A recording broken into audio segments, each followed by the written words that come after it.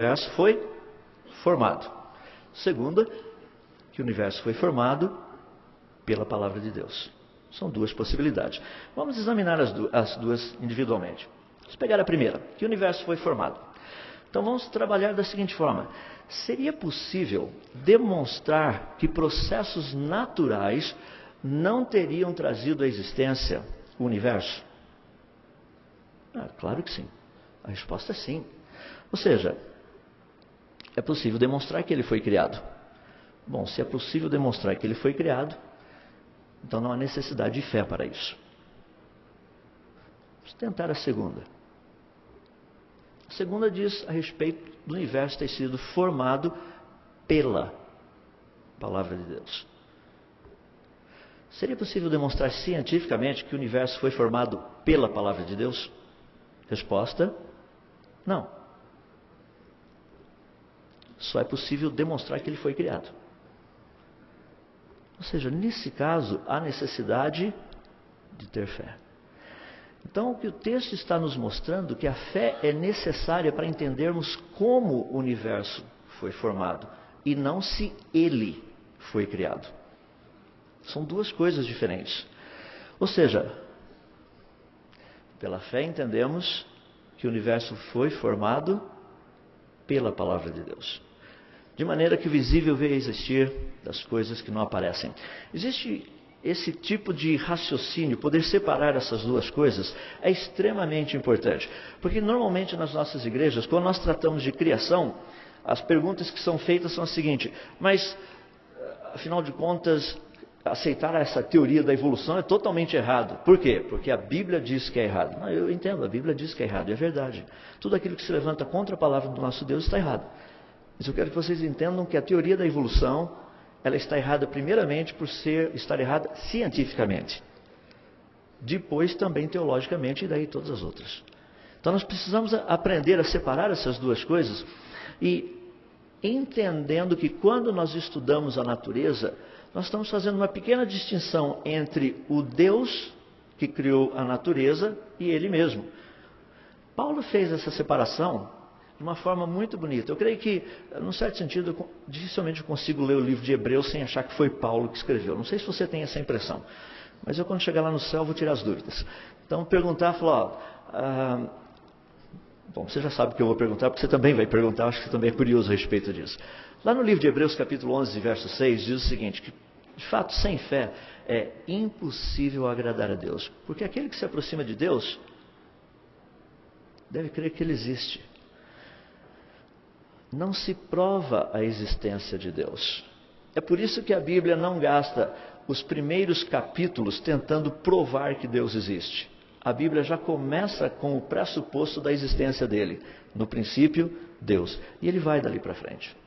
Portanto, uma pergunta que nós temos, que é uma pergunta extremamente relevante, seria a seguinte: somente através da natureza o homem conseguiria chegar ao conhecimento de Deus? Porque uma das coisas que eu vejo assim, as pessoas colocam um pouquinho de pressão, sabe, assim, dentro na minha área de trabalho. Eu acho muito legal, porque de vez em quando eu chego para dar palestra no lugar e os irmãos falam assim: olha, irmão, inclusive nós já até preparamos um debate. Falei, que legal, quem é que vai debater quem? O irmão vai debater não sei quem aí. E eu sou sempre aquele que eu sou avisado meio de última hora que eu vou debater alguém. Daí vem o batalhão todo e o pessoal fala assim: nós vamos orar pelo irmão. Eu vou precisar realmente. Ou seja, me colocam em cada fria de vez em quando. Agora, por quê? Porque o alvo muitas vezes é que nós venhamos a testemunhar. Nós temos que fazer isso o tempo todo. Não é só na ciência e não é só com a ciência, mas em todas as áreas. Porque o papel da ciência é um papel muito importante. Ela estuda a natureza. Pela natureza, nós aprendemos o quê? O que nós conhecemos? Quando Paulo estava lá em Atenas, ele estava falando com aqueles cidadãos atenienses, ele disse que, num certo sentido, eles poderiam até buscar a Deus e até mesmo tateando, se eles pudessem achá-lo. Se bem que Deus não está longe, Paulo deixa bem claro. E ele cita um texto muito interessante, que é de um certo filósofo, e ele está usando a música, a letra de uma música que era um hino cantado para Zeus. quando ele diz que nele existimos e nos movemos, porque dele também somos geração. Isso é um hino que era cantado pelo Milton Nascimento da época. E simplesmente Paulo pega essa letra e fala assim, olha, não é Zeus, é Deus. Deixe-me falar a respeito desse Deus. Porque o contexto todo que Paulo está nos dando nessa passagem de Atos 17 é que a natureza tem um papel. Esse papel fica um pouquinho mais claro lá no livro de Romanos, no capítulo 1, quando diz que os atributos invisíveis de Deus, não são os visíveis, são os invisíveis de Deus, tanto seu eterno poder como também a sua própria divindade, eles são claramente reconhecidos por meio das coisas que foram criadas. Em outras palavras, a natureza toda tem uma proposta. É impressionante por quê? Porque a natureza revela um Criador, mas ela não revela quem especificamente é esse Criador. Se esse Criador não se revelasse a nós, nós jamais o conheceríamos ou saberíamos quem é o Criador. Mas é interessante porque dentro desse contexto de queda do ser humano, que é no qual nós nos encontramos, ele procura de uma certa forma adorar a criação em vez do Criador.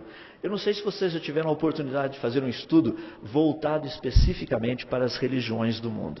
Como todas elas, o objeto de culto está relacionado com a criação. Ou é um ser humano com muitos braços, ou é um elefante, ou é uma vaca, ou é o sol, ou as estrelas, alguma coisa. Sempre o objeto de culto está relacionado com a criação. Por quê? Porque eles não conhecem o Criador. Pela natureza, não daria para saber quem é esse Criador, a menos que ele viesse e se revelasse a nós.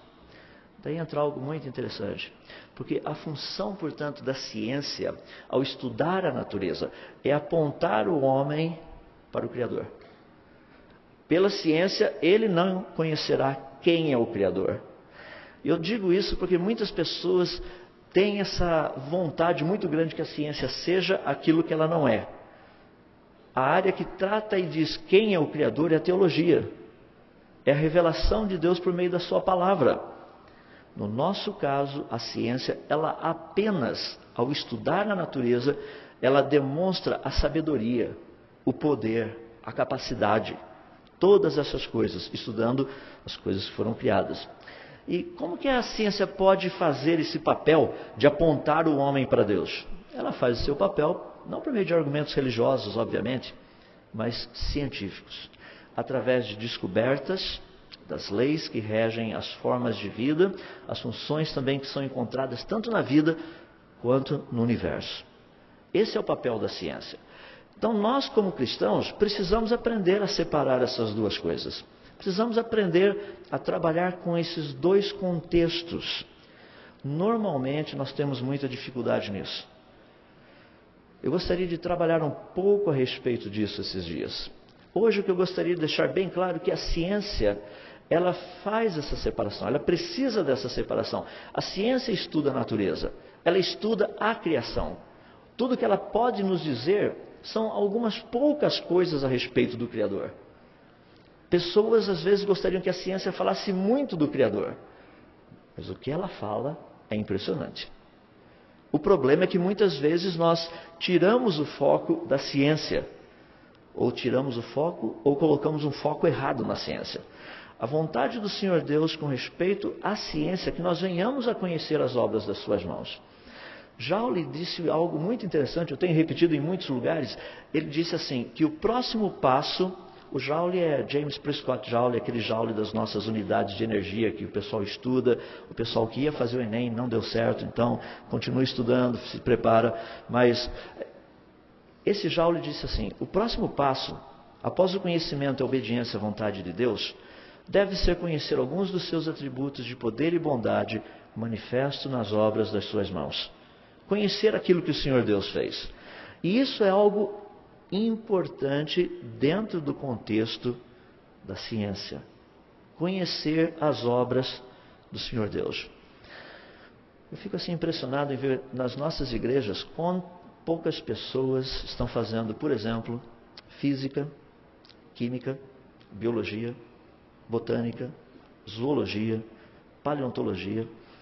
Como se essas áreas, como se essas disciplinas fossem matérias que foram dadas ao ser humano por outro além do próprio Senhor Deus. Essas são áreas de conhecimento, elas vêm das mãos do Senhor Deus. Eu sei que elas estão um pouco distorcidas, é por isso que Deus está chamando seus filhos para pôr ordem na casa. Precisamos entrar e começar a acertar novamente essas áreas. Há uma necessidade de podermos, como cristãos, fazer parte disso e começar a acertar o aspecto da ciência sendo ciência. Qual a sua função? Então vamos pegar de uma forma geral, fazer um pequeno resuminho. Eu gostaria de mostrar um pouquinho o quão importante é isso. Fazer essa distinção. Aceitar que a natureza foi criada é algo científico. Isso não é religioso. Isso nós trabalhamos no laboratório. Então as pessoas chegam e falam assim, não, mas nós precisamos crer que o mundo foi criado. Não, isso aí não é crer, isso é uma questão de ir no laboratório e fazer teste. É possível provar se coisas foram criadas ou se elas surgiram espontaneamente. Nós temos como testar isso. Entender que a natureza